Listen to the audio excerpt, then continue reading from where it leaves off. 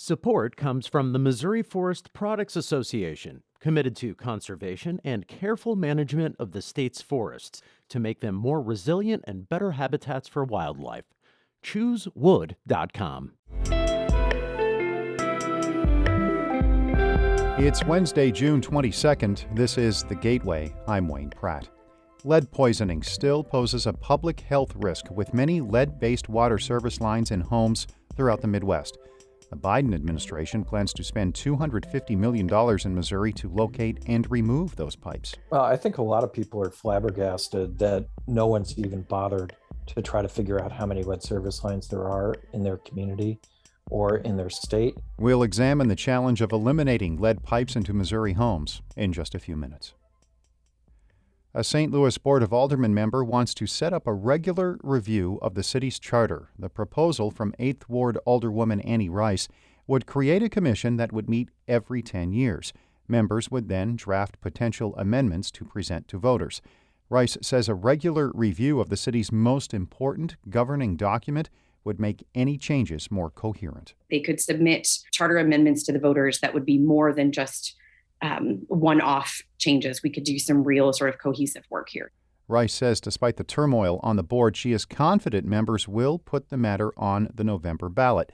The process would start by December if voters approve. The city last had a charter commission in 1949.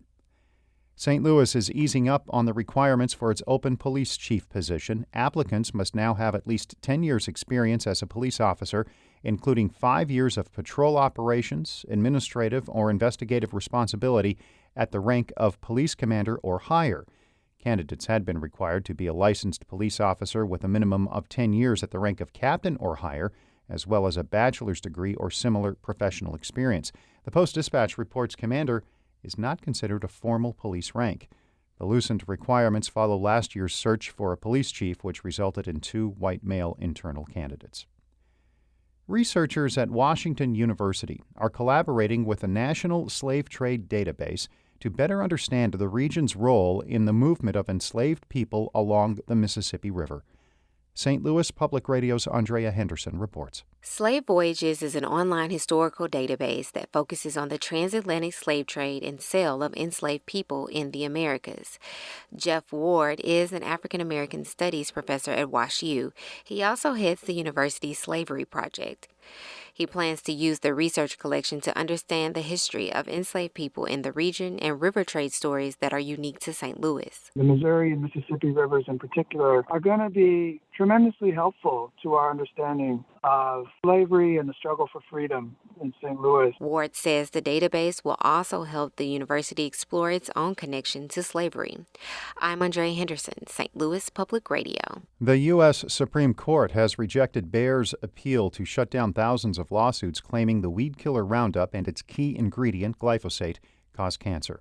The decision will likely lead to billions of dollars in settlements. Bayer says it disagrees with the Supreme Court's decision not to take up its case, adding it undermines the ability of companies to rely on official regulatory agency actions.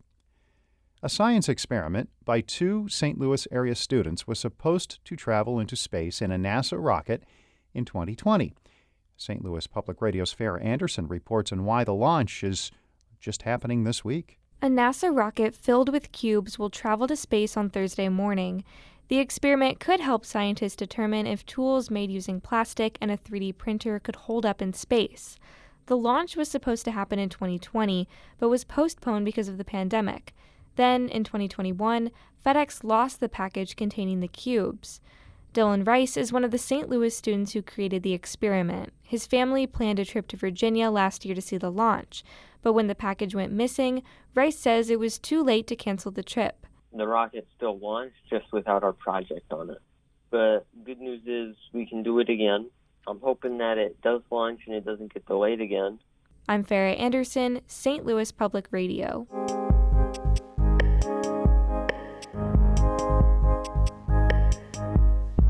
The Environmental Protection Agency outlawed new lead pipes in 1986. More than 30 years later, the Biden administration will spend billions removing those pipes. Missouri is expected to get $250 million. But some water utilities throughout the Midwest don't know the location of all those pipes. The Missouri Independent's Allison Kite reports for the Midwest Newsroom. In 2017, Trenton, Missouri officials were faced with a crisis. Lead had been seeping undetected into the residents' drinking water from their service lines or pipes for 3 years. Ron Urton is the city administrator and oversees Trenton's municipal water utility. It was kind of a surprise for us because we everything was going good. I hadn't had any, when we'd taken our lead test previously, everything had been fine. Lab results showed Trenton's water exceeded federal standards for lead, putting the city's children at risk for lead poisoning. The culprit? A chemical switch Trenton's municipal water utility made back in 2014. It added monochloramine to disinfect its water, replacing chlorine, which has some harmful byproducts. But monochloramine can corrode lead pipes, releasing the toxic metal into residents' water. That changed the water chemistry enough, it would pull that lead out of the lines. Nobody told us that. That surge in contamination posed a public health concern.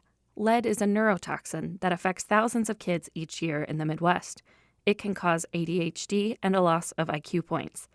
Eric Olson is a senior strategic director for the Natural Resources Defense Council. Unfortunately, it's a lot like drinking your water from a lead straw because these pipes, they're about the thickness of a garden hose.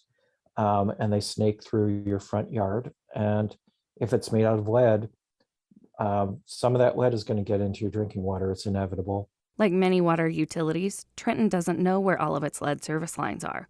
The EPA outlawed new lead service lines in 1986, but except in rare cases, it did not require utilities to remove old ones or even track where they were. State governments have little information on where lead pipes remain. Limited surveys required under a 2018 law count 194,000 service lines, either made of or including lead in Kansas, Iowa, Nebraska, and Missouri. But a study drawing from 2 American Waterworks Association surveys estimates more like 747,000 pipes. The NRDC says those 4 states have some of the most lead service lines per capita. Well, I think a lot of people are flabbergasted that no one's even bothered to try to figure out how many lead service lines there are in their community. The EPA has never required a full inventory of lead service lines until now, according to Jeff Pinson with the Missouri Department of Natural Resources. Initial inventories are due in late 2024. Once we start doing this for at least, maybe 6 to 8 years, we'll have a lot better idea of, the amount of lead services that we do have in Missouri. Meanwhile, President Joe Biden's administration wants to remove the lead lines within the decade. States are waiting for guidance from the EPA on how utilities should conduct their inventories, which may include scouring old records, surveying homeowners, and as a last resort, digging up the pipes to check. Back in Trenton, City Administrator Ron Urton says the city will start by checking its old handwritten books and work orders for information on which houses may have lead pipes. He says the city never considered trying to locate them voluntarily before the EPA mandate. We have so much water main work we need to do, we can't afford already, that going and doing something extra wasn't even on the radar. After the city discovered its lead problem, it added corrosion controls in late 2018, and lead levels in the water came back down. For the Midwest Newsroom, I'm Allison Kite with the Missouri Independent. This report is part of an investigative project with the Missouri Independent and the Midwest Newsroom. Unleaded examines lead poisoning in Midwestern children. This marks the final day at St. Louis Public Radio. For St. Louis on the Air host Sarah Fenske. She is moving on from our daily talk show, and during her time on the program, Sarah and the St. Louis on the Air team have put together some really compelling stuff. That includes an hour-long documentary last year on Michael Polite, who spent more than 2 decades behind bars, even though he maintains he did not kill his mother, and experts also say he was innocent.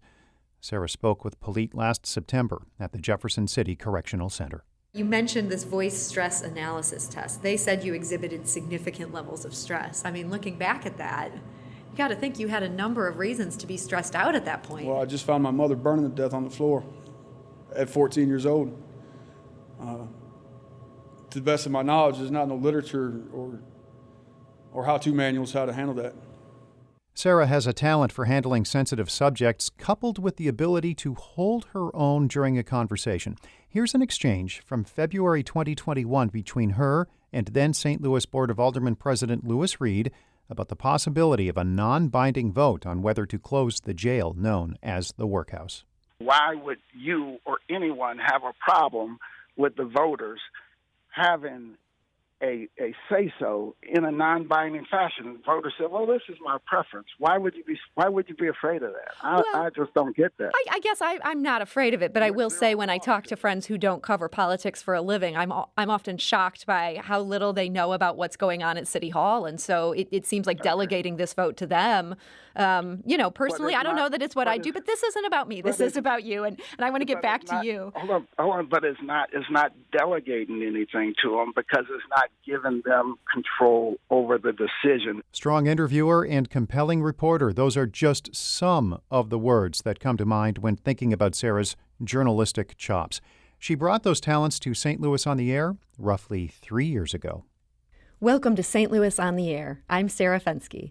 Later in the hour, we'll sit down with Representative Bruce Franks to talk about why he's quitting the State House and leaving St. Louis. But first, the jail population in St. Louis County dropped significantly in the last year, going from about 1,200. That is Sarah's first show, July 30th, 2019. Her last as full-time host begins today at noon on St. Louis Public Radio. And before we wrap up, it would be a crime not to mention that Sarah has worked with some very talented folks over the last few years. The St. Louis on the Air team currently includes Alex Hoyer, Emily Woodbury, Danny Wisentowski, Kayla Drake, and Aaron Dorr. The Gateway is a production of St. Louis Public Radio, a listener-supported service of the University of Missouri-St. Louis. Music by Ryan McNeely of Adult Fur. I'm Wayne Pratt. Have a great day. Support comes from the Missouri Forest Products Association, committed to conservation and careful management of the state's forests to make them more resilient and better habitats for wildlife. ChooseWood.com.